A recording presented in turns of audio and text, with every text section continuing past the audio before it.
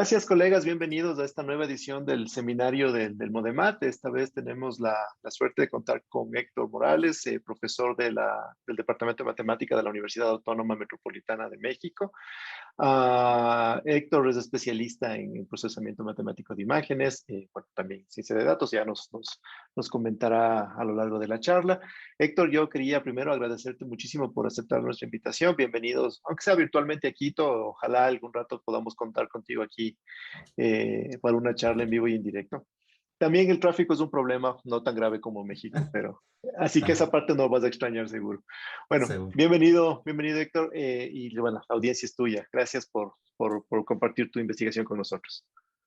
Pues muchas gracias, Sergio, Juan Carlos, pues por la invitación y pues les agradezco la oportunidad, ¿no? Digo, ya conozco por allá, entonces en algún punto igual ustedes que vengan no estaría tampoco tan mal, aunque desde luego está abierta la oportunidad para colaborar ahora virtualmente, ¿verdad? Pues miren, les voy a contar un tema en el que no soy especialista, justamente lo que dijo Sergio. Yo me formé en problemas inversos en parciales, eso sí, sin duda, pero digamos, me ha movido el interés por la parte de aplicaciones en medicina o en biomedicina, en particular de lo que les voy a platicar. Hoy es un tema que me llamó la atención un colega de física médica. Los físicos médicos se dedican, especialmente son experimentales, se dedican a tomar datos, a hacer análisis de datos, pero ellos interrogan a la naturaleza y contestan sus preguntas científicas mediante procedimientos experimentales, principalmente, ¿no? Entonces, de lo que les voy a platicar es precisamente de la creación de un modelo que estamos proponiendo. De hecho, no está terminado el trabajo, pero bueno, espero que sea de interés para ustedes. Y una forma de analizar el problema ha sido mediante este asunto que toma cada vez más relevancia, que es la ciencia de datos. La ciencia de datos también, ustedes saben, comprende una gran cantidad de técnicas y de ciencias detrás. No es realmente ni algo novedoso, ni algo, digamos, que todavía se asiente como ciencia básica, ¿no? En ningún lugar del mundo. De hecho, convergen muchos especialistas. Bueno, entonces, dado el preámbulo, voy a comenzar con lo que sería el itinerario. Perdón, todo lo escribí en inglés, digo, porque lo he traducido al español, luego es un lío regresarse, etcétera. Entonces, digo, yo creo que el estándar es por si alguien no es de la lengua española, pues bueno, me seguirá mucho más fácil, ¿no? Aunque en cualquier momento me pueden interrumpir también, no hay ningún problema. Entonces, al principio les voy a platicar, esa es una buena parte de la plática, valga la expresión, de la introducción al problema o al sistema biológico. Luego, una segunda parte van a ser precisamente los modelos que tenemos a nuestra disposición en física y en matemáticas para el problema de la difusión. Voy a decir específicamente en qué tipo de material. Digo, para los biólogos es un problema pensar que los tejidos son cualquier material, para los físicos no. Yo soy de formación física, pero en particular el tejido biológico lo vamos a considerar como una entidad física, ¿no? A final de cuentas está hecho de lo mismo que cualquier otra entidad, son moléculas, átomos, etcétera. Claro, la organización es distinta y eso es lo que quiero resaltar con donde hable de presente el sistema biológico. Al final, pues daré quizás unas breves conclusiones y trabajo futuro que tenemos pendiente, ¿no? Entonces, palabras clave, está involucrada la microhidrodinámica, las caminatas aleatorias, ecuaciones de difusión tipo Fokker-Planck, las suspensiones coloidales de las que voy a hablar mucho. En realidad se trata de algún tipo de sustancia que se introduce al tejido biológico por de algún mecanismo, ¿no? Básicamente son radiofármacos, y el objeto de estudio aquí es el tejido tumoral, por eso hablo de tejidos, digo, tumores sólidos. Y después, en la parte del análisis, para hablar del problema inverso, voy a hablar un poco de reconocimiento de patrones y de análisis de textura. Grupo de trabajo, bueno, el colaborador principal es del Instituto de Física de la UNAM, el doctor Luis Alberto Medina, y mi estudiante de doctorado que está ahorita en Colombia, él es colombiano, ¿no? Bueno, y el colega de estadística bayesiana al final lo menciona. Ok, empezamos por la parte del sistema biológico. Hay que dar el contexto, sobre todo si uno no es de formación biomédica o biológica. Nosotros entendemos al cáncer como una familia de enfermedades en donde se destaca el crecimiento irregular de la población de células consideradas, ¿no? Entonces, esta gráfica me gusta mucho porque lo que tenemos es las diferentes escalas relacionadas y, digamos, uno puede incidir en querer estudiar aspectos de este tipo de enfermedades a distintas escalas. Más o menos nosotros nos vamos a centrar de tejido celular hacia órgano, es más o menos en la escala espacial donde vamos a trabajar. Pero no quiero dejar pasar la oportunidad para decir que este es de los problemas en biología o en medicina más estudiados desde el punto de vista de modelación matemática. Y repito, a distintas escalas. Incluso hay aquí, se pone nada más un organismo, una persona, pero realmente incluso puede ser estudiado a nivel poblacional, ¿no? Entonces, a distintas escalas, que sí ha habido, pues ha habido estudios desde luego a nivel de transporte y difusión, eso ya se sabe desde hace muchas décadas, también desde el punto de vista solo de la presión intersticial, es un tema bastante interesante, y también desde el crecimiento de la angiogénesis, ¿no? Nosotros no es que no retomemos todo esto, pero digamos nos vamos a centrar en algo que quizás es poco o casi nada se ha aportado al respecto, ¿no? Bueno, es un decir en realidad, ¿no? ¿Qué es lo que se hace en el laboratorio? Precisamente hablando del diálogo que tenemos con la gente de física médica. Ellos son prácticamente expertos en lo que llaman dosimetría interna y el diseño de transportadores de fármacos, ¿no? De la dosimetría en el sentido de que ellos lo que les interesa es depositar una cierta cantidad de radiación o energía en tejido para tratar literalmente el problema, por ejemplo, el cáncer en el caso de tejido tumoral. Recuerden que no todos los tipos de cáncer aparecen o se manifiestan como un tumor sólido, bien localizado o relativamente bien localizado. Por ejemplo, la leucemia es un problema en la médula y no está localizado precisamente como un tumor, ¿no? Entonces aquí nos enfocamos en precisamente tumores sólidos.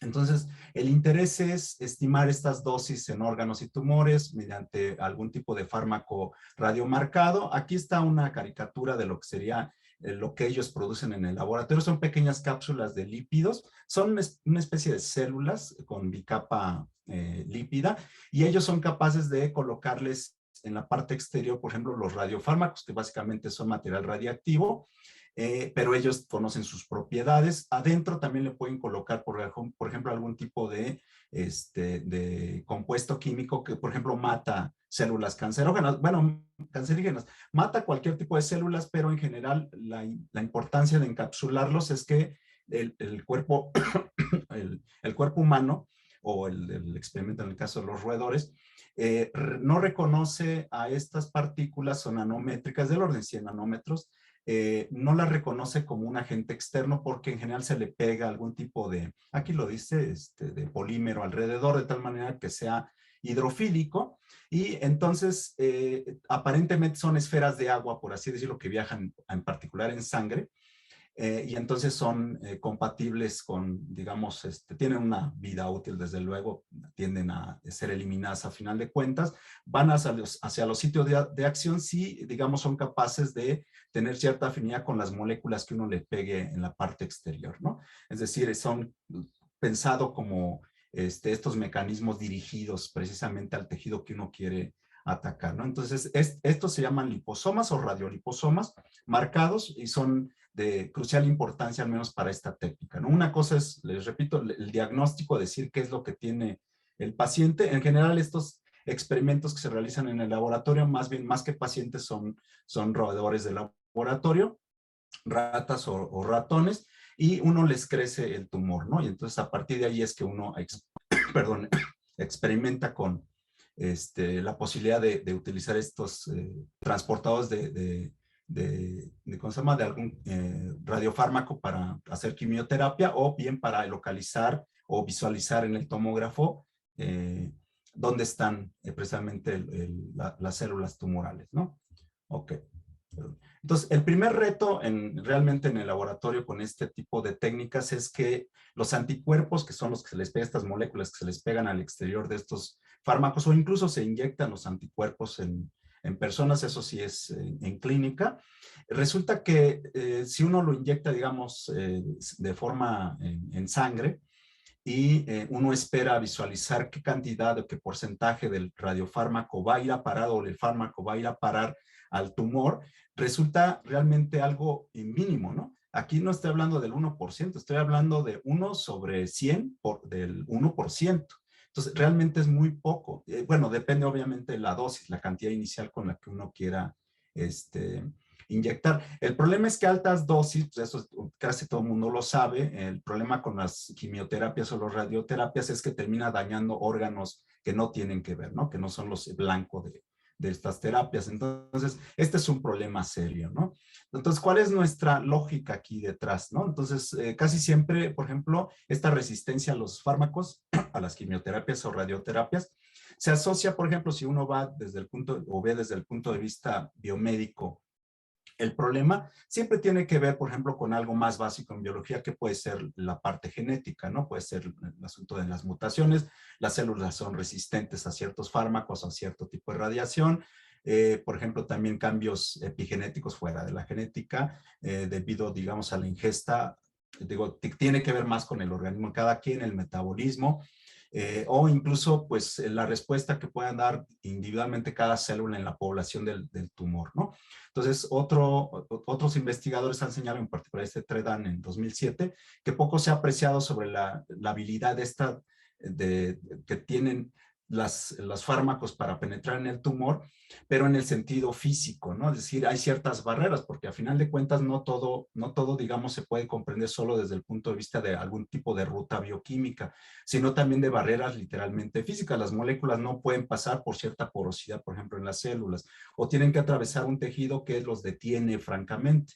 ¿Sí? Entonces, esto es a donde nos queremos enfocar nosotros, es donde estamos, digamos, haciendo énfasis, ¿no? Con esta investigación y un poquito o un poco de los hechos del microambiente tumoral. Esto otra vez una caricatura. Este es lo que sería el sistema vascular alrededor de un tumor, digamos, un tumor de ciertas características de escala, ¿no? Estoy hablando de algo que puede ser de 1 centímetro por 1 centímetro, 1 centímetro. Da mala impresión esta caricatura porque como es plana, pareciera que el centro del tumor, por ejemplo, pudiera estar basculado. Y esto no es más que en la periferia del tumor. Ese es otro de los problemas, ¿no? Que tenemos. Mucha gente, por ejemplo, se dedica a hacer estudios a nivel microhidrodinámica de los flujos que hay en este tipo de redes vasculares, cuando sabemos que en el tumor tienen, por ejemplo, muchos defectos, ¿no? Por ejemplo, puntos ciegos, por ejemplo, falta de estos vasos linfáticos que lo que ayudan es a drenar y a equilibrar las presiones dentro del tejido normal. Esto casi no existe. Son incompletos el endotelio, lo que recubre por dentro, por ejemplo, este sistema vascular, son los capilares, a veces está incompleto, ¿sí? Hay fugas, por así decirlo, pero les repito, todo eso es en la periferia en realidad, ¿no? En un tumor relativamente grande, ¿no? Entonces, pero esto nos da cuenta de la parte de la microhidrodinámica, no la podemos obviar, ¿no? Entonces, tiene que estar integrada al modelo. El otro tiene que ver más con la físico-química, es la parte esta de la hipoxia, baja oxigenación. Estamos aquí en el 0, sería cerca de una de estas venas o capilares, más precisamente, y conforme nos alejamos, por ejemplo, es decir, ya pensando que nos vamos hacia el centro del tumor, baja la oxigenación y también baja la acidez. Por ejemplo, la oxigenación es particularmente útil entenderlo para los físicos médicos porque uno no puede aplicar radioterapia pensando en rayos X para querer eliminar células tumorales porque mientras no haya oxígeno, todos los radicales libres que se sueltan cuando uno radia mata a las células, pero si hay poca oxigenación, la posibilidad de matar por radiación a estas células pues, es también muy baja. Entonces, la idea de poder cuantificar qué tan bien oxigenado está o no el tumor, digo, asociado con alguna característica física, pues es de primordial importancia. La verdad es que la acidez todavía no tengo mucha idea. Lo que sí sé es que la promoción de variantes de población celular, es decir, sí, digamos, de resistencia, sí está asociada con la acidez dentro del tumor, ¿no? Entonces, sí es importante incorporar. Nosotros no hemos incorporado todavía muchos aspectos, son químicos, pero a mí me gustaría en un futuro, pues, terminar de hacerlo, porque eso nos completaría, digamos, el modelo. Al menos conceptualmente es importante considerarlo, ¿no? Entonces, de la parte de la presión intersticial, porque uno puede pensar, bueno, si está uno irrigado por estos vasos capilares en la periferia, ¿cómo es que puede penetrar o no una sustancia dentro del mismo tumor? Bueno, realmente el que sostiene la diferencia de presión para que el flujo sea hacia dentro del tumor es la presión intersticial. Y esa resulta que, aquí me voy al revés, aquí estoy en el centro del tumor es alta la presión intersticial. Eso es medido, eso sí está bien determinado por los ingenieros bioquímicos, biomédicos principalmente. Y hay un decaimiento hacia, digamos, el exterior o la periferia, ¿no? Entonces, de esto también es medio controvertido porque no hay modelos universales, por así decirlo, que me digan cómo es el decaimiento. Entonces, esto es algo importante que queremos, esto sí lo incorporamos a nuestro modelo y queremos, digamos, entenderlo a la luz de los datos, ¿no? Entonces, más o menos para que nos demos una idea, pues aquí puse algunas otras características. Por ejemplo, decía de tejido normal a tejido tumoral, pues aparecen regiones en las que no están bien oxigenadas, hay oclusiones, le llaman, por ejemplo, están taponeadas literalmente algunas de los capilares, o otros están abiertos también, ¿no? Entonces, esta idea de que estén abiertos es una oportunidad, por ejemplo, para este tipo de liposomas, de los mecanismos que les mostré al principio, porque pues, es una forma de poder escapar sin que tenga que transvasar las membranas internas del endotelio de los capilares o con menor esfuerzo físico. ¿Sí? Entonces, todo este tipo de manifestaciones que tenemos en la vasculatura es importante, pero repito, es solo una parte del problema, ¿no? Esta es una micrografía de una célula roja en escala es de 5 a 10 micrómetros, más o menos para que nos demos una idea del tipo de vasculatura que tenemos, es decir, por dónde fluye la sangre y por lo tanto los glóbulos rojos y todo lo que querramos meter aquí es, digamos, a estas escalas, ¿no? De hecho, los liposomas son más o menos de entre 1/10 y 1/100 del tamaño de una de estas células. Es decir, pueden penetrar incluso a los glóbulos rojos, pero sí tienen, por así decirlo, cierto espacio como para viajar convectivamente dentro de los capilares. Otro problema es, bueno, desde luego, pues pueden llegar por capilares, pero lo que hemos visto es que no necesariamente se acumulan como uno lo piensa, ¿no? Grosso modo, tampoco en biología me lo han hecho, me hacen énfasis los colegas de biología y de biomedicina, no existe nunca nada estándar, ¿no? Como pensamos siempre los matemáticos cuando hacemos modelación. No existe el tumor ideal, ni es redondo, ni esférico, ni nada del estilo. Tampoco su composición. Esto que estoy mostrando aquí aparece en 2001, pero es otra vez, es una versión y podríamos decir que se asocia con una cierta familia de células, de líneas celular que crece bajo ciertas circunstancias, pero vamos a tomarla como si fuera cierta, ¿no? Es decir, como si fuera algo genérico. La composición del tumor básicamente es, fíjense, de la vasculatura, yo les decía, está en la periferia, es más o menos 5%, que es muy poco. Y eso estamos pensando que puede abarcar hasta el 10% en un tumor bien vasculado. Depende de dónde esté localizado en el organismo, ¿sí? El otro componente súper importante es el líquido intersticial, porque este es como una matriz que sostiene a todo lo demás. Este líquido intersticial tampoco es homogéneo, ¿no? Como nos podremos imaginar, pero lo podemos pensar como parte de esta matriz, por ejemplo, entre colágeno y algo líquido, es decir, con una especie de gelatina o gel, en el que está metido todo, tanto la vasculatura como las células tumorales. Y aquí le llamo células tumorales, no células cancerígenas, porque resulta que de este porcentaje de células contabilizadas en un tumor, no todas son de cáncer, ¿no? No están asociadas con el cáncer. Yo sé algo que también nos puede sorprender. Resulta que a veces hay mecanismos que tienen las células cancerígenas que arrestan a células de alrededor del tejido para darle soporte o apoyar, por ejemplo, su comunicación. Eso está bien estudiado desde el punto de vista de la biología del cáncer. Es decir, aquí no todas las células son el objetivo, digamos, del radiofármaco. Sin embargo, pues bueno, ahora sí que como están comprometidas dentro del mismo espacio tumoral, pues bueno, ahora sí que si se mueran unas, de preferencia que se mueran todas, ¿no? Porque realmente no hay forma de distinguir, me refiero en clínica. En el laboratorio puede ser que tenga uno posibilidades, digamos, de eliminar un buen porcentaje de las células, y si se logra, pero este es, digamos, el esquema con el que me quedo, ¿no? Por lo menos para tenerlo presente. Entonces, una buena cantidad es de células, pero no todos los tumores. Varía. Dependiendo del tipo de tumor, esto puede variar y bastante. Ok, entonces aterrizando un poco lo del microambiente tumoral, entonces los tumores se consideran tipo órganos, pero son heterogéneos y estructuras complejas. La complejidad viene no solo en la parte estructural, sino también en la funcional, como he dicho. La estructural, pues tiene muchas inhomogeneidades el tejido. No está distribuido homogéneamente, por ejemplo, las células ni el intersticio. De hecho, puede haber zonas en las que hay más colágeno que células y viceversa. ¿Sí? Y les digo, la parte de la periferia está rodeada de vasculatura y no necesariamente bien vasculada. Los vasos capilares tienen muchas irregularidades geométricas, como también lo expliqué, y desde luego, pues hay en la parte funcional, dependiendo de la estructura, pues desde luego que el funcionamiento a nivel fisiológico, digamos, si uno quiere medir, por ejemplo, flujos, perfusión en el tumor, se puede, se hace, pues eso también depende de cómo sea la constitución del tumor. ¿Sí?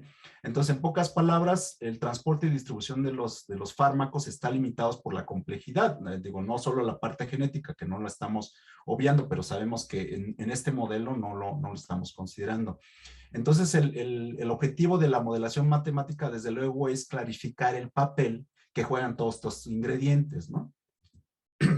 Este es datos de laboratorio, es de emisión tomográfica, es emisión de fotones, y algunos son de emisión monofotónica, ¿no? Entonces son dos técnicas que se usan en física médica y se combina con la tomografía de rayos X. Para la tomografía de rayos X me da la anatomía y la tomografía de emisión lo que me da es la idea del metabolismo, lo que se está consumiendo particularmente porque a veces con estos liposomas lo que se hace es pegarles moléculas de glucosa, básicamente para ver qué es lo que está y cómo lo está consumiendo el tumor. Entonces, esta fotografía, bueno, 3 fotografías, es el mismo espécimen, el mismo roedor, es una rata, si no mal recuerdo, es un ratón desnudo atímico. Esto es importante porque luego muchos modelos, por ejemplo, de crecimiento tumoral, suponen que el sistema inmunitario está participando y está tratando de defender al organismo, por ejemplo, del ataque de las células o del fármaco con el que uno quiere tratarlas. Estos experimentos, no, en principio el timo es un órgano que, si no mal recuerdo, está cerca de la laringe y lo que promueve es precisamente la aparición de este sistema de defensas, el sistema inmunitario, muchas células comprometidas, pero en este caso el linaje de los roedores es tal que permite disminuirles la posibilidad de poderse defender y por lo tanto son caros este tipo de roedores, comprarlos y puede ser que no sean caros a lo mejor per se, a lo mejor del orden de $100 cada roedor, pero el problema es que se pueden morir literalmente por cualquier resfriado, bueno, ahora no sé con lo de la pandemia, pero en particular se tiene mucho cuidado porque sí son muy delicados, precisamente pues está suprimido el sistema inmunitario. Son desnudos, pues se hace selección de tal manera que no tengan pelo, pues faciliten las cosas. Lo que se hace es una pequeña incisión, en este caso es en el costado, cerca de las costillas, se introduce una cierta cantidad de células cancerígenas de un linaje bien caracterizado y se deja crecer, digamos, el tumor. Esta imagen ya me ha advertido mi colega de física médica, no debería de decir, bueno, por lo menos no publicarla porque, dado los estándares por el tamaño, sí hay un asunto de bioética, entonces no se le permite que crezcan más allá de 1 centímetro y este tumor, que es uno solo, no, se ven como 2 lóbulos, pero se trata de uno solo, en realidad no debería de ser, ¿no? Entonces, bueno, obviamente hay restricciones, pero bueno, finalmente tomaron estos datos y esto lo que me muestra, si se fijan, son varios cortes. Se pueden ver aquí núcleos un poco más oscuros que en otras partes. De hecho, aquí se ve el corte un poquito más alejado. Se ve como un glow, ¿no? Estos colores desde luego son falsos. Un brillo azul o azuláceo que lo que son las partículas emitidas del radiofármaco que ellos emplearon para visualizar al tumor, ¿no? Entonces, esto me da cuenta de cómo es el proceso y si se fijan la irregularidad del crecimiento, pues puede ser como nos podemos imaginar, bastante heterogénea, ¿no? Esto se hizo en el Instituto de Cancerología de la UNAM, que es donde está el laboratorio, en un micropet asociado presente para pequeños roedores, ¿no? Este es otro tipo de experimento, más o menos parecido, se deja crecer el tumor, se extirpa y lo que se hace es, ya tiene el radiofármaco incluido, por así decirlo, se empapó en él, y lo que se hace es hacer cortes y meter película radiocrómica, que lo que hace es visualizar corte por corte, digo, no muy fino necesariamente. Esto no es lo mismo que el tomógrafo es la máquina y eso me lo da computacionalmente porque tiene un software asociado. En este caso no, esto es digamos más, si quieren, más rudimentario, pero me da estos digamos, distribuciones del radiofármaco en ese corte. Podemos hacer estudios a nivel de imagen y vemos la distribución, en este caso es de dosis, esta es una dosis calculada, de cómo se distribuyó el radiofármaco en un corte. Entonces, aquí es donde estamos viendo exactamente la irregularidad con la que se distribuyen. Este es un perfil, digamos, si uno se mueve sobre el eje X, ¿sí? Sobre el eje X, más o menos a la mitad, más o menos se alcanza a ver este perfil de montaña. Eso es cómo está distribuido el fármaco a un solo corte, ¿no? Entonces nos habla de esta irregularidad que vemos en la curva, pues nos habla de la irregularidad con la que se distribuye dentro del tumor. Si se fijan aquí a esta escala, estamos hablando de 1 centímetro, 1 centímetro, 1 centímetro, no se van a ver los vasos capilares que son del orden de micras, ¿sí? Entonces ahí está descartada esa posibilidad. Desde luego, sí estuvo embebido en una matriz donde sí tenía vasculatura, pero eso seguramente se perdió a la hora de extirparlo, ¿sí? Ok, entonces pensando ya en el asunto de la modelación, si se fijan aquí lo que tenemos es una farmacocinética en el sentido de que nosotros inyectamos un radiofármaco y queremos ver su evolución en el tiempo, nada más que también lo estamos viendo en el espacio con la ayuda del tomógrafo. Nada más que el experimento, esto de, por ejemplo, casi siempre lo que se hace en los experimentos que yo podía estar presente, es en la cola se le inyecta el radiofármaco al roedor y tarda algunos minutos en que el sistema circulatorio distribuya en todo el organismo el radiofármaco, en particular en el tumor, pues desde luego que llega a partir de unos ciertos minutos, ¿no? Me parece que después de que se le inyecta dejan pasar creo que 5 minutos y empiezan a hacer las primeras tomas. Entonces, aparentemente ya está bien mezclado el radiofármaco dentro del sistema circulatorio en sangre, el tejido sangre, pero el experimento en la toma, digamos, tomográfica, dura más o menos de segundos a minutos. O sea, no estamos viendo un continuo, eso hay que tenerlo presente. Digo, eso no porque no queramos, no, en particular desde el punto de vista de la modelación, a mí me gustaría tener la película completa desde que se inyecta hasta que a lo mejor se sacrifica el roedor, pero eso no es posible experimentalmente, eso me lo han explicado, digamos, en el laboratorio los colegas. Mantenerlo sedado al roedor, de hecho eso no lo hace ni siquiera mi colega, lo hace el veterinario. Entonces sí es una complicación hacer el experimento, de hecho eventualmente se les mueren los roedores antes de incluso tomar una primer muestra en el tomógrafo.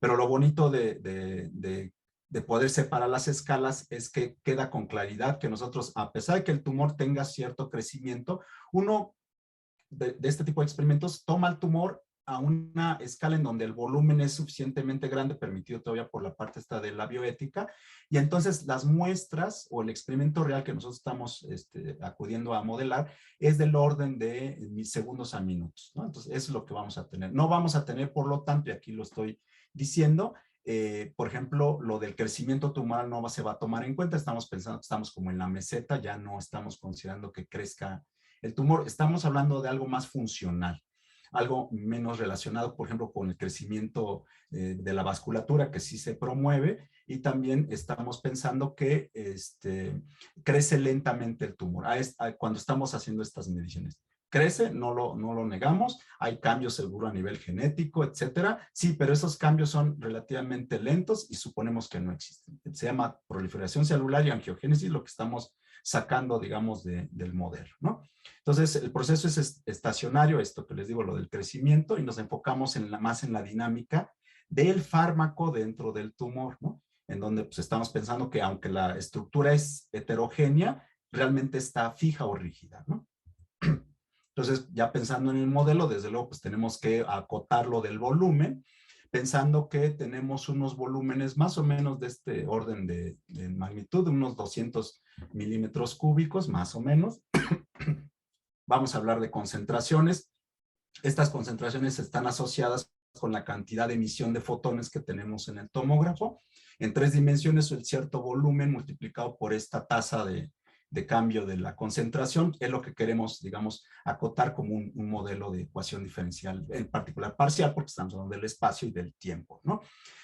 Teta, el parámetro teta involucra todos los parámetros aquellos que se tendrían que estar involucrando para definir o mapear qué es lo que le pasa a la concentración debido a las características físicas o fisiológicas del tumor. ¿Ok? Ok, entonces, en general, digo, hacemos uso de una ecuación, una ley de conservación, hablando de que la sustancia bueno, el experimento no les he platicado todavía, pero el que hicimos, más adelante les muestro los resultados, el experimento real, fue inyectar, en vez de inyectar a través de sangre el radiofármaco, fue directamente tratando de hacerlo en el centro del tumor. ¿Sí? Eso fue un experimento que hicimos hace ya algún tiempo. Y entonces suponemos ahí que la sustancia pues se empezará a mover con cierta lentitud, pero que satisface cierta conservación del número de partículas, ¿no? Entonces, por eso es que usamos la ley de conservación, pues básicamente es una cantidad que se conserva. En este caso le llamo P, y con un cierto flujo, ¿no? Aquí el flujo, pues esto me lo va a justificar realmente lo que yo voy a mostrarles en la siguiente lámina. Aquí nada más quiero de golpe mostrarles cuál es el modelo genérico que estamos usando. Ya hablamos de la ecuación de Fokker-Planck y puede ser que sea criticable porque aquí, digamos, estamos hablando de probabilidades, ¿no? La ecuación de Fokker-Planck se construyó pensando en probabilidades. Al mismo tiempo también se pensó en asuntos de concentración. Ahorita vemos cuál es la... bueno, aquí mismo lo decimos, ¿no? La interpretación, sí, puede ser en términos de probabilidad. Lo que pasa es que si lo pensamos como partículas individuales, cada partícula va a seguir una cierta ruta dentro del tumor, digamos cada liposoma o cada radiofármaco. Y va a seguir emitiendo sus fotones, ¿no? El conjunto es lo que estamos observando, no estamos siguiendo una partícula. Aquí sí estamos siguiendo al conjunto. Hay una forma de ligar esto que llamamos la probabilidad condicional, que es una densidad, junto con la concentración a partir del volumen. Simplemente es eso la diferencia, ¿no? Acuérdense, probabilidad lo usamos porque sabemos que hay una normalización, ¿no? Respecto a una medida. En el caso de la concentración, pues también nosotros podemos decir, bueno, yo inyecto una cierta cantidad inicial de concentración y esa es mi unidad, ¿no? Entonces no hay tanto lío para identificarla con la ecuación de Fokker-Planck, que en el fondo realmente los físicos la inventaron para hablar de concentraciones. Actualmente se puede usar en finanzas matemáticas y pues digamos las sustancias que se difunden ahí pues son otra cosa, ¿no? Entonces ahí sí, a lo mejor hay que tener cuidado y no se trata de partículas reales, ¿no? Sino es otro tipo de objetos, ¿no? Matemáticos, pero bueno. Entonces, recuerden, este modelo no es más que un proceso de Markov en el fondo, es decir, estoy pensando en caminatas aleatorias tipo browniano, promediadas, y me da, a final de cuentas, la ecuación de Fokker-Planck. Creo que es lo que sigue, de lo que les quería mencionar. Sí, aquí está, ¿no? Entonces, en realidad, esta ecuación, primeramente, se obtuvo por Smoluchowski casi al mismo tiempo que Fokker y Planck por separado estaban tratando de escribir conjuntos de partículas físicas, ¿no? Eso es finales del siglo XIX, finales de 1800, y se da el artículo de Albert Einstein, no sé si recuerdan, de 1905, bueno, se dan varios, ¿no? En el 1905, pero en particular el del movimiento browniano, él lo usa para que contundentemente se explique que la materia sí está hecha de átomos, ¿no? Entonces, él lo usa de ejemplo, deduce la ecuación de Fokker-Planck a partir de supuestos moleculares, ¿no? Entonces, eso, pero algo que sí se puede ir a verificar y por lo tanto, pues se concluye que los átomos sí existen. Eso fue el trabajo de Albert Einstein, ¿no? Pero Langevin después, un poco más adelante, él dice, yo tengo un mejor método que Albert Einstein para mejorar, digamos, las aproximaciones de las estimaciones que se pueden hacer a nivel molecular, y él lo que usa en el fondo o introduce el tema realmente de las ecuaciones diferenciales estocásticas. Tenemos la ecuación de Newton, aquí, perdón, la notación fue lo más breve pues, para pintar solo una ecuación, pero aquí lo que tenemos es la segunda ley de Newton, masa por aceleración, y tenemos del lado derecho la fuerza, ¿no? Entonces, ¿la fuerza qué implica? Pues, por ejemplo, Langevin en ese entonces no usaba término estocástico, decía que era una fuerza complementaria, esta R, nosotros ya sabemos que es un término estocástico. La F puede ser un campo magnético o el gravitatorio, y aquí es lo más importante, aquí está la velocidad. Estas partículas en principio son frenadas, por eso es que tenemos un término que es proporcional a su velocidad, y un término que es proporcional a la velocidad del fluido donde esté localizada la partícula. Aquí estoy hablando de una sola partícula. Esta ecuación es la de Newton, la cinemática para una sola partícula, ¿no? Pero están incluidas cosas interesantes. Uno, el fluido, ¿sí? Es decir, a través de la velocidad del fluido, ¿no? Donde esté metido la partícula. La parte aleatoria que tiene que ver con el golpeteo que le dan todas las partículas, en particular el líquido en donde esté metida la partícula browniana, o el semisólido donde esté metido. Y la gamma es muy importante porque la gamma es el factor de fricción, o el coeficiente de fricción, pero este coeficiente de fricción resulta que puede ser variable en el espacio. Aquí creo que lo digo. Sí, que puede depender del espacio, ¿no? Entonces, se trata de partículas brownianas. X, en realidad, digo, estamos pensando en objetos puntuales, no es más que el centro de masa de una partícula, pues tienen realmente volumen, para los matemáticos, aunque lo tengan, no importa, yo lo voy a caracterizar por una X. Y X en 3D. Entonces, estas trayectorias las voy a poder seguir en el tiempo, ¿sí? D es un coeficiente de difusión, el D que aparece aquí. Esta notación es estándar para la ecuación de Langevin o bien para ecuaciones diferenciales estocásticas, no para la R que se pone casi siempre como W, pero las propiedades de R pues las voy a mandar las más sencillas, media cero y deltas correlacionadas. Es decir, si no está en el tiempo mismo que estoy midiendo, entonces son cero. De otra manera, pues aportan algo, pues esta cantidad es la amplitud que tiene el término aleatorio, ¿no? Esto es lo que se llama el ruido térmico, es lo que argumentaba Langevin para proponer su modelo de ecuación diferencial ordinaria, ¿no?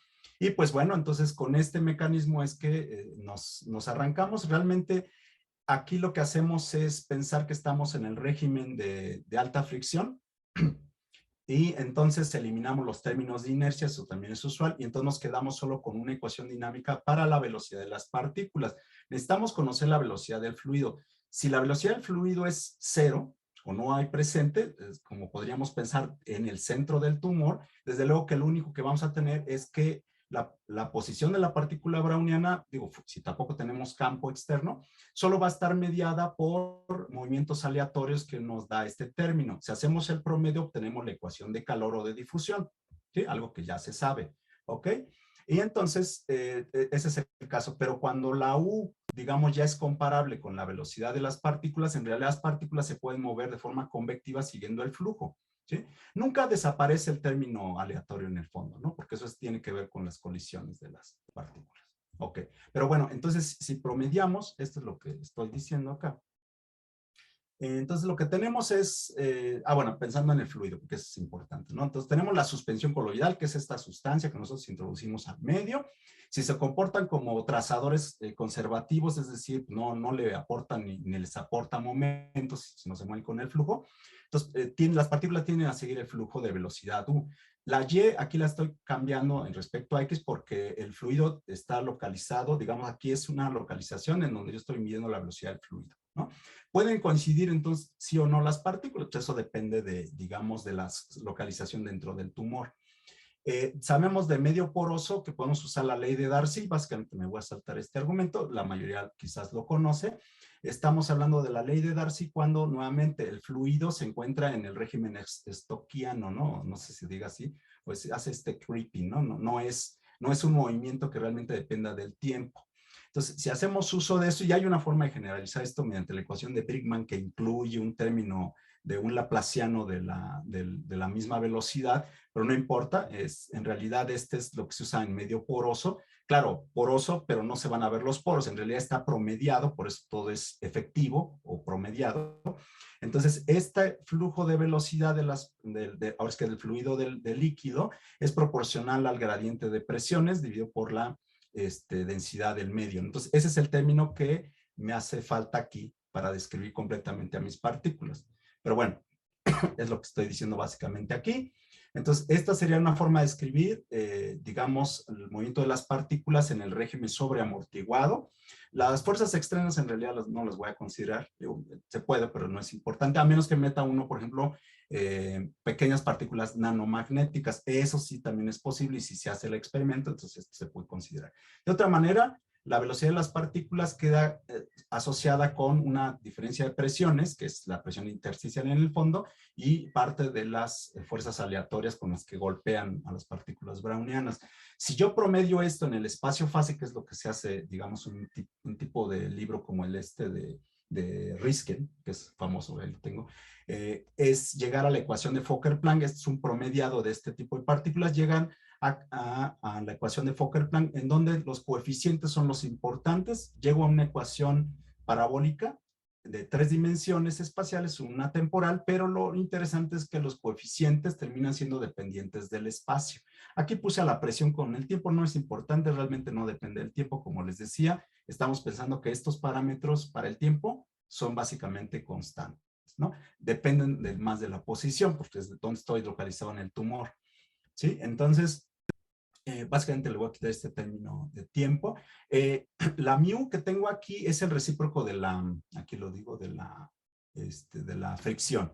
Entonces depende del espacio. La fricción va a depender del espacio donde esté localizado. Hay más colágeno, más fricción. Menos colágeno, menos fricción, ¿sí? El coeficiente de difusión está asociado con este mu, es proporcional a kt veces el término de movilidad, ¿no? Que es inverso de la fricción. Entonces, este es mi modelo matemático.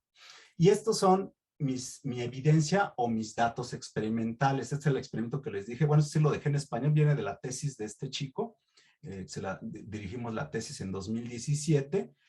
Ahorita está en Suiza en el doctorado. Pero justamente el experimento, aquí se nota apenas el perfil del tumor. En un primer renglón solo tenemos el mismo, diferentes vistas, diferentes tiempos. En la primera hora, después de la primera hora y casi a las 3 horas. Un problema grave aquí en el asunto de las tomografías es que uno idealmente piensa, por eso les digo, matemáticamente dice, pues acuestas al ratón y le monitoreas ahí 6 horas, ¿no? No las aguanta. Entonces se tiene que hacer las tomas parciales. Esto sí, duró unos minutos hacer esta imagen, en 3 dimensiones, los que estoy mostrando son un corte.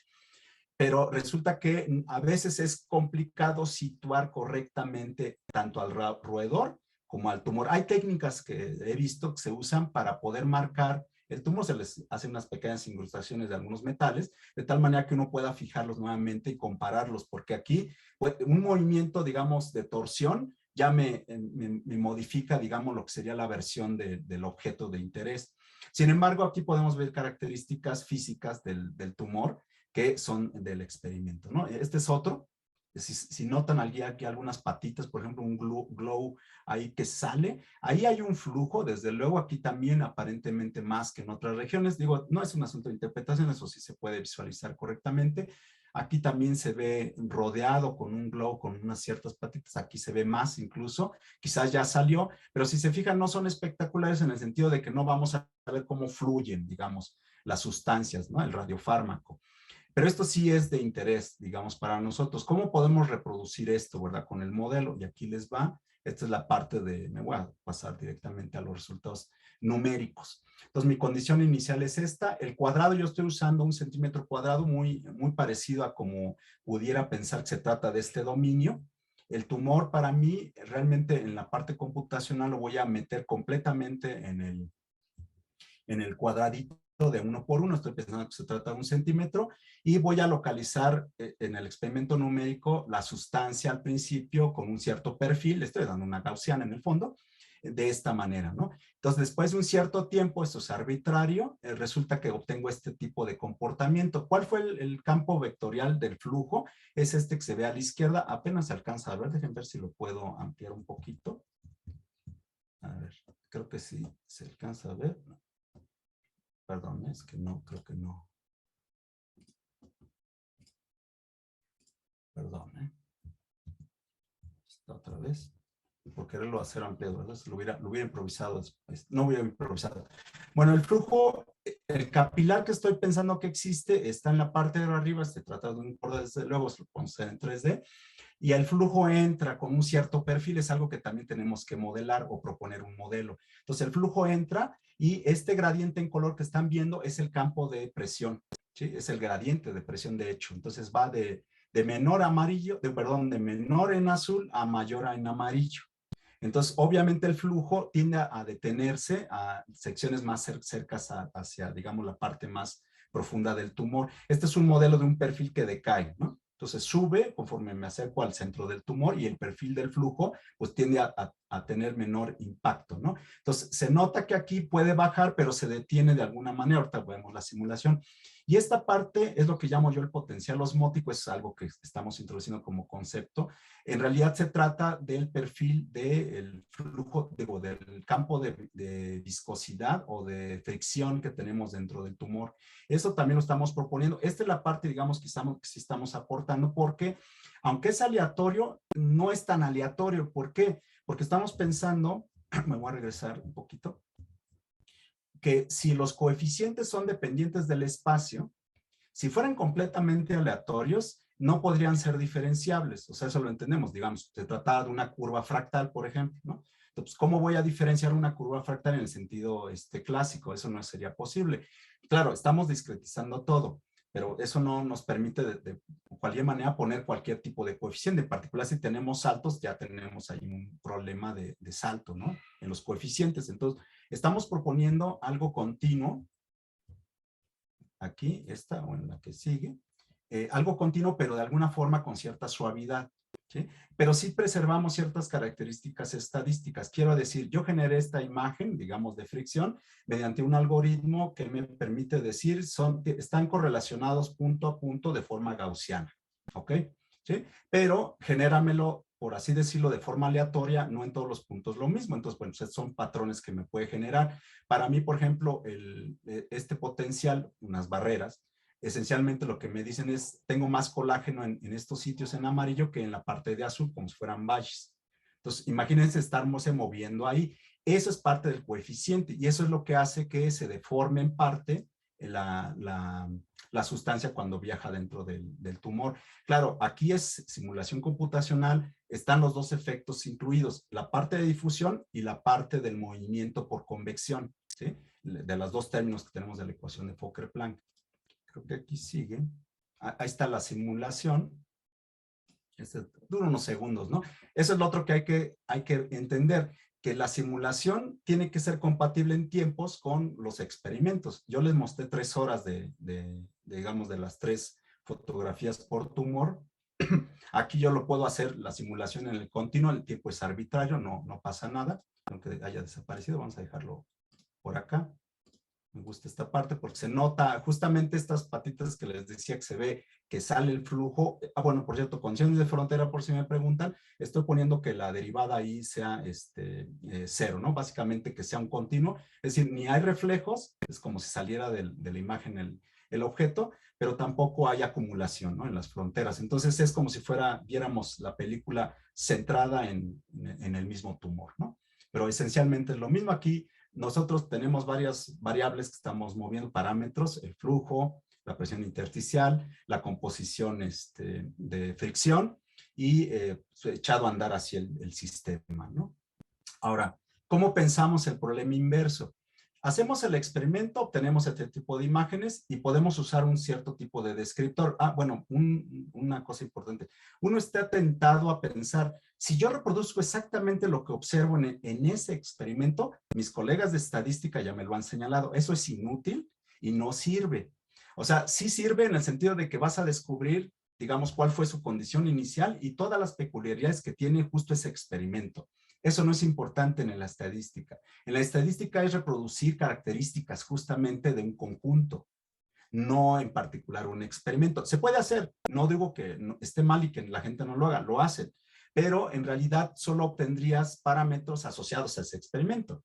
Eso es lo que no queremos, ¿no? Entonces queremos tener varios experimentos, eso es lo costoso, y usar descriptores, por eso lo de ciencia de datos, tipo, ahorita vamos a mostrar qué descriptores, y al mismo tiempo lo podemos hacer también en el modelo computacional, nada no lo impide, de hecho al contrario, es más fácil hacerlo en el modelo computacional, pues está todo montado, todo tenemos una continuidad en el tiempo. Acá lo que no tenemos es eso, tantos puntos como estos no los vamos a tener. Aquí tendríamos 3, ¿no? Por ejemplo, en el tiempo, si estoy graficando contra el tiempo, el descriptor. ¿Y cuál sería la resolución para el problema inverso? Pues comparar los descriptores que tenemos del experimento con los que obtenemos de la simulación computacional. Aquí lo pongo entre puntos rojos y puntos verdes, la diferencia. Si yo puedo medirla, incluso buscar que mi modelo computacional se acerque, que los verdes se acerquen a los puntos rojos, es una forma de determinar los parámetros, porque los tiene asociados mi modelo computacional, a los que tendría el modelo real. coeficiente de difusión o la movilidad o la fricción y en particular el gradiente de presiones. Si yo puedo determinar eso cuantitativamente, pues es la información que anda buscando mi colega de física médica. Entonces ya para terminar, unos descriptores pues pueden ser la varianza. Esto lo hice para una de las simulaciones que hicimos de computacional. Entonces yo puedo calcular, por ejemplo, con un descriptor que se llama la varianza, pues para medir el nivel de contraste. Otro es la correlación, pues para medir si hay cierta estructura lineal dentro de la misma simulación. Esto lo hicimos en MATLAB. La energía, que básicamente es tomar la imagen y elevar al cuadrado cada uno de los píxeles. Nos habla de la uniformidad, pero pues fíjense, no es nada uniforme. La homogeneidad, pues esto quiere decir cómo se distribuyen los píxeles en la imagen, ¿no? Y uno que me llamó la atención fue la entropía, es otra forma de medir, por ejemplo, suavidad. Y este sí es aquí lo que hicimos fue variar, por ejemplo, el gradiente de la presión, le poníamos una cierta función indizada. Entonces, por ejemplo, creo que el de mayor, digamos, caída, es el 8, que es el que está hasta abajo, si no mal recuerdo. Y el más suave, lástima por los colores, perdón, pero aquí es el que tiene menos pendientes. Creo que es uno lineal, una caída lineal en el gradiente de presión. Y esto es lo que obtuvimos, digamos, en el modelo computacional. Y les digo, es un continuo en el tiempo. Es como si tuviéramos el experimento a nuestra disposición, ¿no? Y aquí es donde queremos, les digo, eso está a nivel todavía por hacerse, en particular lo de los datos, tomarles los descriptores, que es posible, que los datos los tenemos en 3D, y compararlos con lo que tenemos en el caso de nuestro modelo computacional. Y después quizás regresarnos, obligar a que nuestro modelo computacional, tratando de hacer una especie de medida, una especie de optimización, ¿verdad? Ajustar, por así decirlo, lo que vamos a obtener con el modelo computacional respecto a lo que tenemos con los descriptores, ¿sí? Y ahí es donde terminaría. Bueno, nada más, bueno, les menciono lo del grupo de ciencia y datos que estamos trabajando acá en la UAM. La doctora Elisa Domínguez es la bióloga de sistemas, el doctor Medina es el físico médico, mi estudiante de doctorado, un colega en CIMAT, el doctor Gabriel Núñez es el estadístico, Oscar Yanis es el biomédico. Entonces estamos tratando de atacar este tipo de problemas mediante varias técnicas. Pues aquí están metidas, ¿no? Datos, estadística, cómputo, inteligencia artificial, que tiene que ver con ciencia de datos, y pues desde luego modelación matemática, que mucha gente de inteligencia artificial o machine learning no toma en cuenta, ¿no? Porque los modelos no son mecanicistas, por ejemplo, entonces no tienen mucho interés. La idea es mezclar en realidad, ¿no? Y bueno, creo que con eso termino. Nada más un comentario respecto a esto. Terminando este trabajo, lo que queremos hacer es visualizar también este problema con el caso de los virus en tejido, que también existe una técnica que se llama oncovirus para eliminar el tejido en sangre. Nada más que los virus son partículas que no son completamente inertes, no tienen esta idea de quemotaxis, de que siguen donde quererse anclar, pero sí, una vez que se anclan, se reproducen. Es algo que no hacen estas sustancias pasivas. Entonces, ese es otro problema que tenemos ahí frente, ¿no? Pero con ese terminaría. Pues muchas gracias. Muchísimas gracias, Héctor, por esta charla súper interesante. Tiempo de preguntas, comentarios. Preguntas. Bueno, Héctor, yo puedo comenzar con... bueno, Juan Carlos. Se me adelantó. Dale, Juan Carlos, por favor. Ya, Héctor, mil gracias por la charla, realmente he aprendido un montón. Interesante todo el trabajo desde una dimensión impresionante y el tema multidisciplinario es un reto tenaz. O sea, realmente estoy muy impresionado y muchas gracias por eso. Entiendo que la parte del problema inverso es lo que estás todavía trabajando ahorita también en estimar eso, ¿no es cierto? Porque, bueno, está como muy elaborado toda la parte de la modelización y ya enfocado hacia dónde va el problema inverso. Pero tú dijiste que hay que hacer varios experimentos, no solamente uno, ¿no es cierto? Porque si fuera uno, bueno, es como hago el mínimo cuadrado y trato de estimarlo. Si vas a hacer con varios experimentos, ¿qué lógica vas a usar como para juntarlos, como para acoplarlos? ¿Es algún tema bayesiano o qué tienes en mente con eso? Sí, bueno, una primera instancia es como aquí les digo, lo de la discrepancia, pues ya da pie, ¿no? Por ejemplo, puedes pensar la distancia mínima cuadrada, ¿no? Ya con eso terminas. Pero pues como estamos trabajando con el bayesiano, ¿no? Y pues ahora sí que está muy de moda también, desde luego que la idea sería generalizarlo, ¿no? Lo que necesitamos, eso sí, el problema en Machine Learning o inteligencia artificial, como ustedes deben de saber, el problema a veces es la cantidad N de experimentos que tienes a tu disposición, es decir, los datos, ¿no? Y como yo les decía, estos experimentos son costosos en tiempo, dinero y esfuerzo.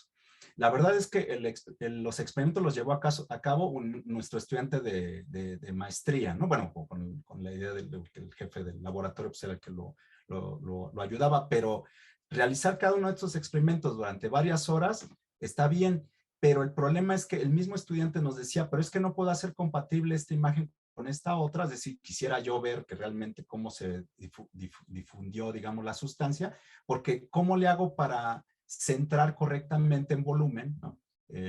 La imagen? Entonces, ese es un reto, pero ese es a nivel experimental. Entonces, imagínate que ahora yo dijera, pues yo quiero 100 no, bueno, no de medidas, sino 100 tumores, digamos, visualizados con esta técnica, ¿no? Y quizás con más tiempos. Eso sería la forma quizás correcta de trabajar el problema inverso desde el punto de vista estadístico y bayesiano, ¿no? De otra manera, a lo mejor lo único que nos podríamos conformar a este momento es con unos cuantos datos, pues solo hacer mínimos cuadrados, es decir, un problema de optimización relativamente sencillo, ¿no? Pero sí, efectivamente, la cantidad de datos, y eso es lo que estamos tratando de averiguar, ¿cómo le hacemos para obtener más cantidad de datos? Claro, se requiere mucho financiamiento, esa es parte del problema, ¿no? Entonces, esto sí nos gustaría, pero eventualmente, acuérdate también, digo, lo debes saber tú bien, Juan Carlos, no necesariamente porque sea bayesiano, es porque requiero más datos. Al revés, creo que los estadísticos clásicos son los que requieren más datos para que las cosas converjan y se sientan satisfechos. Los bayesianos no necesariamente a gusto con la cantidad, pero pues, obviamente sí es importante. Sin embargo, si lo queremos enviar este resultado a una revista seria de, por ejemplo, que trate temas de experimentales o de estadística, pues lo primero que nos van a cuestionar es la cantidad de datos, que son muy pocos, ¿no? Entonces, sí lo queremos hacer eventualmente bayesiano, pero sí necesitamos más datos, ¿no? Definitivamente. Y un poco, ya que mencionaste y estamos con ese slide al frente, hay de estas técnicas también de super resolución para las imágenes que te permiten recobrar una mejora a partir de varias defectuosas. No sé si eso también han pensado para ese tema experimental. Sí, de hecho, el colega de biomédicas, él le encanta esto de super resolución mediante los weblets, por ejemplo. Trabajamos otro tipo de problema en osteoporosis con weblets, ¿no? Pero no conseguimos mucho, entonces nos movimos a otra técnica para extraer información. Acá era la osteoporosis en el sentido de ver cómo crecen estos huecos que tienen los huesos a nivel microscópico mediante alguna técnica que nos pudiera separar y clasificar los tamaños de los huecos, ¿no? Aquí el problema son las resoluciones que nos da el aparato. Creo que aquí lo menciono. Por ejemplo, sistema PET, tiene una precisión del orden de 1 milímetro, ¿no? Entonces, aun cuando tuviéramos super precisión, yo diría, ese es otro problema, es otro lío entre la modelación y la realidad, ¿no? No, mi colega de física médica se va a reír de mí si le digo, es que yo soy capaz de darte micras en el modelo cuando tú ni siquiera las puedes observar. Entonces, la compatibilidad con el desarrollo experimental sí tiene que ir de la mano, es decir, realmente primero va lo experimental y ellos son las cotas las ponen ellos, ¿no? Entonces, sí podrías pensar que lo que tratas de hacer de aquí es extraerle, por ejemplo, mejor definición, pero la pregunta es ¿para qué? Yo digo, a este nivel con lo que nos conformamos es con estas ciertas características que nos pueden dar estos descriptores estadísticos, ¿no? No es extraerle, digamos, el non plus ultra. No queremos ver, por ejemplo, una partícula ni queremos ver un capilar, porque en la técnica no nos lo permite. Entonces, para otras cosas en donde los bordes sí son importantes, y acuérdate, aquí en difusión precisamente el problema es que los bordes no están bien definidos, pues es difusión, entonces no es, digamos, de interés, o al menos no lo pensamos como de interés, ¿no? No dudo que sí se pueda, pero no va por aquí el problema. Ahora, de hecho, este experimento es como muy dirigido, les digo, inyectamos directamente dentro del tumor. El experimento grave es cuando lo inyectas en sangre y después de unas horas empiezas a ver cómo apenas la sustancia empieza a entrar y empieza a salir, ¿sí? Eso se puede tardar más tiempo. Y ahí también no hay bordes. Son como nubes las que estamos tratando de describir. Entonces, más bien son características estadísticas que yo le apuesto más, ¿no? Que irnos por la parte de la precisión o definición. Dale, muchas Naturaleza gracias. del problema, ¿eh? Por la naturaleza del problema. ¿Más preguntas, comentarios? Yo tengo una duda un poco justo con lo que comentaste ahorita del problema grave, digamos, ¿no es cierto? Ajá. Y hago así un sumario como para ver si estoy bien. Una vez que inyectas en sangre, ¿no es cierto? El mecanismo, es esta cosa, esta sustancia se mezcla con la sangre. Y luego me imagino que lo que estudias es la perfusión, para eso está la ecuación de Darcy, ¿no es cierto? Un poco para ver Sí. cómo perfunde. Am, pero bueno, y es un poco la pregunta, viene un poco desde mi sesgo, ¿no? Usualmente cuando trabajas en estos capilares, estos vasos súper chiquitos, la sangre tiene un comportamiento más bien complejo también, o sea, se amontonan las plaquetas, y yo me imagino que al sumarse con estas otras sustancias podría presentar esas cosas. ¿Se podría seguir considerando el fluido como un fluido usual, digamos, o valdría la pena introducir estas cosas complejas ahí? No sé si se podría considerar eso en el modelo. Sí, O ya mira, es de hecho, suficientemente complejo, digo, ya. no, de hecho aquí realmente está simplificado la ecuación de Darcy. Yo les mencioné, existe la ecuación de Brickman, que es poco conocida en el Mm, medio, bueno, sobre todo si uno no hace fluidos. Si hace fluidos, de seguro es muy conocida. sí. Justamente Brickman lo que hizo fue pensar que tenía una especie de obstáculos en un fluido, pero pues también un fluido que va de menos infinito a infinito. Entonces tú los obstáculos los tienes que salvar. Entonces obviamente lo que hizo fue una descripción mejor, digamos, de un fluido con obstáculos, ¿no? Y obviamente ha habido variantes. De hecho, yo donde descubrí la ecuación no hace mucho también fue con un artículo de unos investigadores chinos en acupuntura, ¿no? Porque pues, la acupuntura pues, implica meter agujas en el tejido y entonces querían saber cómo eran los fluidos ahí, ¿no? Pues, a ver si eso funciona. Pero también me metí a la parte de buscar un poco más qué hay de los fluidos complejos. Efectivamente, lo puedes complejizar. El asunto aquí, fíjate que no es bueno, para mí no sería mucho interés cómo es el fluido dentro de los capilares, Mm, sino es de una vez que penetra la masa tumoral, cómo se va distribuyendo, cómo se la transporta. perfusión, ya. Sí, en parte es perfusión, pero no del todo. Es que sí hay experimentos. Hay un famoso profesor en Harvard, es indio, Rakesh Jain. Él ha hecho experimentos a ese nivel. Toma el tumor y lo une con dos tubos capilares, eso es a nivel experimental, y tiene una bomba para bombear la sangre, ¿no? Entonces lo perfunde, justamente hace que pase y él sí mide la perfusión, ¿sí? Ya, Claro, es algo quizás no muy realista en el sentido de que eso no pasa tal cual. Lo que sí es que a nivel capilar está hecho el sistema circulatorio para que el fluido en sangre ahí vaya tan lento que se pueda considerar stockiano o de Stokes, ¿no? Eso sí, ok, sin duda. Es decir, ya es como algo creepy. Lo que pasa es que eso sirve para que en sentido normal tus células sí se puedan alimentar de las sustancias, de los nutrientes que trae la sangre, por eso tiene que ir a esa lentitud, ¿no? claro.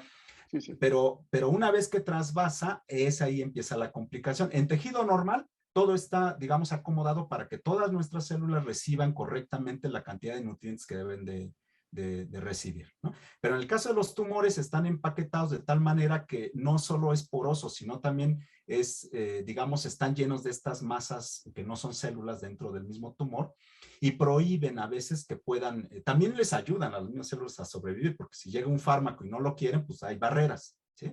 Ya, ok. Pero también, digamos, yo diría que lo que más me faltaría a mí justificar es la parte estocástica que les platiqué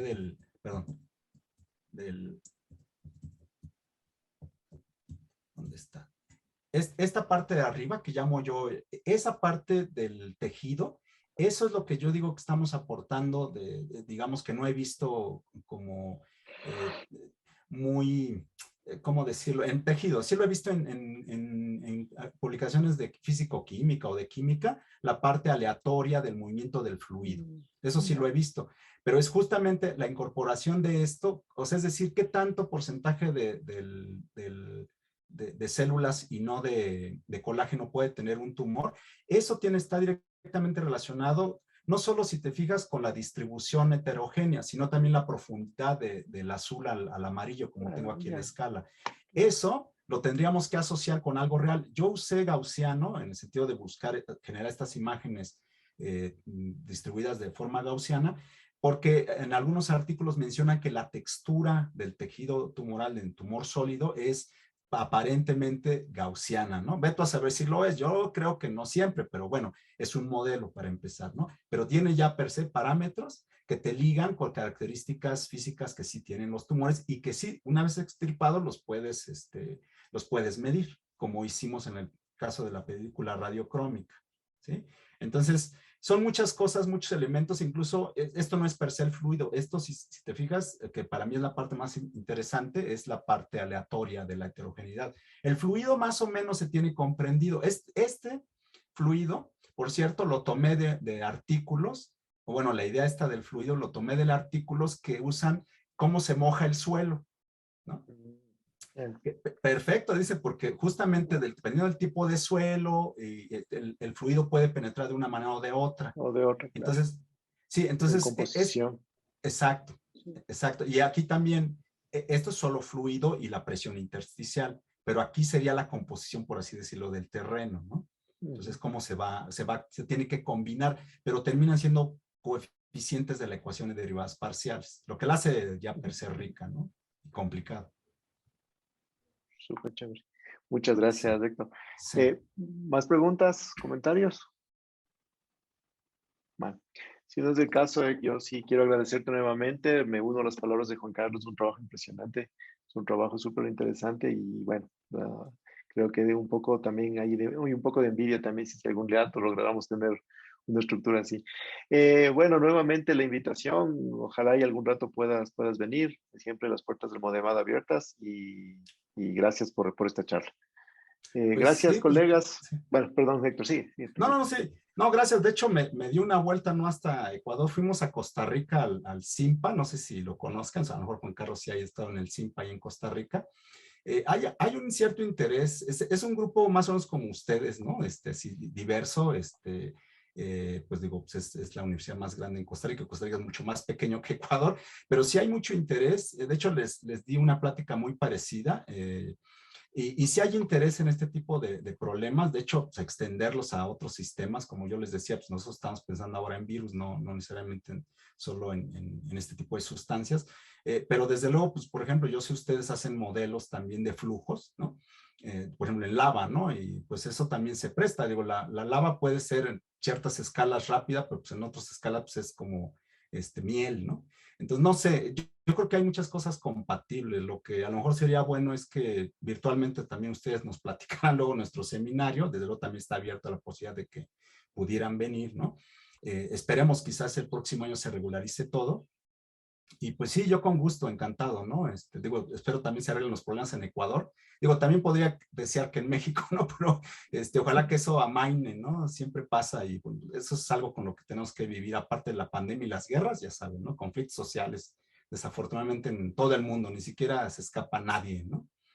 Sí, pero pues muchas gracias, ¿no? Estoy agradecido, pues mantenemos el contacto, por favor. Muchísimas gracias. Bueno, colegas, muchas gracias por haberse conectado, gracias por su participación. Nos veremos en las nuevas ediciones del seminario. Gracias a todos, particularmente Héctor, gracias y bueno, una buena tarde. Hasta luego. Gracias, Cuídense. igual. Cuídense mucho. Bye, bye. Bye.